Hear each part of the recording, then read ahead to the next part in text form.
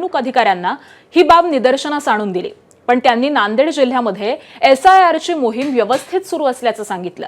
मतदार नोंदणी अधिकारी सचिन खल्लाळ यांनी नांदेडमध्ये SIRची 84% कामं पूर्ण झाल्याचा दावाही केलाय।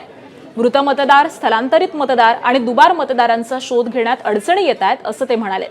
त्यांनी एकीकडे प्रशासनानं 100% कामाचं उद्दिष्ट पूर्ण करण्यासाठी कॅम्पचं समर्थन केलंय, तर दुसरीकडे विरोधकांनी या प्रक्रियेवरती अविश्वास दाखवत गंभीर आरोप केलेत।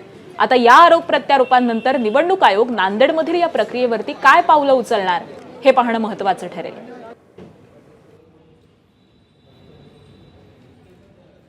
हा जो इन्युमरेशन फॉर्म वाटपाचा कार्यक्रम आहे हा हाऊस टू हाऊस अशा पद्धतीचा आहे। BLOनी घरी घरी जाऊन प्रत्येक मतदाराकडे इन्युमरेशन फॉर्म देणं अभिप्रेत आहे। त्याचबरोबर आयोगाला ह्या प्रक्रियेमध्ये राजकीय पक्षांचे जे बूथ लेवल एजंट असतात यांचं सुद्धा सहकार्य अपेक्षित आहे। BLO आणि BLA हे एकत्र मिळून त्या भागामध्ये इन्युमरेशन फॉर्म वाटपाचं काही ठिकाणी नियोजन करतात, तर काही ठिकाणी सोयीनुसार कुठल्या तरी एका ठिकाणी काही मतदार एकत्र येऊन त्यांचे सुद्धा फॉर्म भरून घेतले जातात।